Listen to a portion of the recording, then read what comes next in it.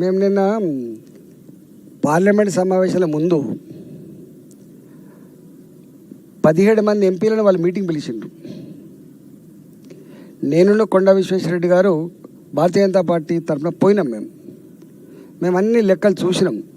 నేను అంటున్నా, చెప్పండి. కేంద్ర ప్రభుత్వం రావాల్సినటువంటి సిఎస్ఎస్ సెంట్రల్లీ స్పాన్సర్డ్ స్కీమ్స్ కింద కావచ్చు, లేదా ఇతరత్ర కావచ్చు, మీకు ఎక్కడైనా తక్కువ వచ్చినాయని కనుక ప్రూవ్ చేస్తే మేము దేనికంటే దానికి సిద్ధంగా ఉంటాం. ఒకవేళ ఎక్కువ వచ్చినాయని చెప్పి మేము ప్రూవ్ చేస్తే మీకు దేనికంటే అనుకుంటారా? లోపల ఒకటి మాట్లాడుతున్నారు, బయట ఒకటి మాట్లాడుతున్నారు. వాళ్ళ నిజాయితీ లేదు వాళ్ళకి.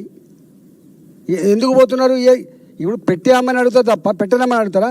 ఇవాళ ఎయిర్పోర్ట్ల విషయంలో కావచ్చు, రైల్వేస్ విషయంలో కావచ్చు, నేషనల్ హైవేస్ విషయంలో కావచ్చు, త్రిపురాల రోడ్డు విషయంలో కావచ్చు, ఇవాళ హైదరాబాద్లో మెట్రోస్ విషయంలో కావచ్చు, ఇవన్నీ ఎందుకు పోయి అడుగుతున్నారు? మీరు పెట్టామనే కదా అడిగేది. నీకు ఈ ప్రభుత్వంలో రిటైర్ అయిన ఉద్యోగులు వాళ్ళు దాచుకున్న సొమ్మునిచ్చే దమ్ము లేక ఇవాళ ఆఫీసుల మీద పడిగాపులు కాస్తున్నారు. మీరు ఎప్పుడైనా పోయి చూడండి. ఫైనాన్స్ డిపార్ట్మెంటు, ఫైనాన్స్ మంత్రి గారి ఛాంబర్ ముందు రిటైర్డ్ అయినటువంటి ముసలుడు పోయి మీరు చచ్చిపోయినాక మా డబ్బులు ఇస్తారా, మాకు పైసలు లేవు, మా కొడుకులు తిండి పెడతలేరు, మా బిడ్డలు తిండి పెడతలేరు అని చెప్పి ఏడిచేటువంటి ఆర్తనాదాలు ఉన్నాయి కదా. ఎక్కడున్నా నీకు? నువ్వు చిన్న కాంట్రాక్టర్లు ఇవాళ ఎవరైనా కాంట్రాక్ట్ చేయడానికి వస్తున్నారా? పెద్దోళ్ళు ఎవరైతే ప్రభుత్వంలో మేనేజ్ చేయగలిగే శక్తి ఉన్నటువంటి పెద్దోళ్ళు, మెగా కృష్ణారెడ్డి లాంటి వాళ్ళు, లేకపోతే ఇంకెవరో వాళ్ళు లాంటి వాళ్ళు వేస్తారు కావచ్చు. కానీ ప్రభుత్వంలో ఇన్ఫ్లుయెన్స్ చేసి డబ్బులు తెచ్చుకోగలమనేటువంటి కాంట్రాక్టర్లు వేస్తుంది. కానీ చిన్న వాళ్ళు మాత్రం ఎవరు కాంట్రాక్ట్లకు పోతలేరు. నిజం కాదా? చెప్పండి. మేము దమ్ముంటే బహిరంగ చర్చకు రమ్మని చెప్పండి, మాట్లాడతాం. కేంద్ర ప్రభుత్వం ఏమిచ్చింది, మీరేమిచ్చిండ్రు? ఇప్పటికీ అనేకసార్లు చెప్పినాం. పాడిందే పాడరా, పాస్పాలు దాచినట్టుగా గదే మీరు విమర్శిస్తుంది తప్ప మీకు పరిపాలించే నైపుణ్యం లేదు, మీకు ఆ శక్తి లేదు, మీకు అనుభవం లేదంటే మీరు నమ్మరు.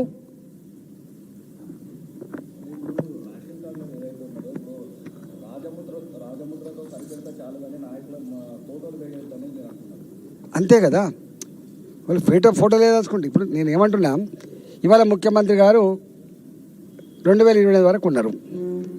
ఆ తర్వాత ఉత్తమ్ కుమార్ రెడ్డి గారు కూడా ఇప్పుడు మంత్రి ఉన్నాడు.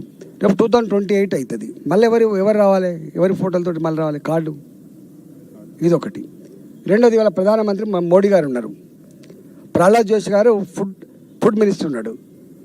వాళ్ళ ఫోటోలు నువ్వు పెట్టలే, నీ సంస్కారానికి వదిలిపెడతాం. రేపు పర్మనెంట్ కాదు కదా, ప్రధానమంత్రులు పర్మనెంటా?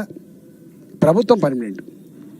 వ్యక్తులు ఎప్పుడు పర్మనెంట్ కాదు కదా. ముఖ్యమంత్రులుగా ఉండే వ్యక్తులు కావచ్చు, మంత్రులుగా ఉండే వాళ్ళు కావచ్చు, పర్మనెంట్ కాదు కదా.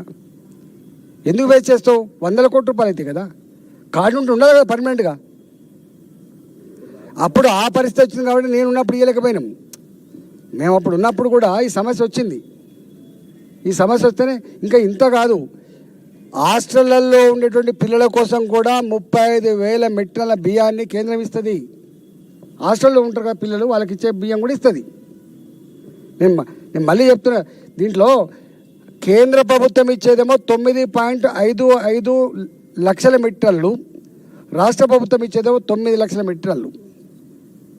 ఎవరు ఎక్కువిస్తున్నట్టు?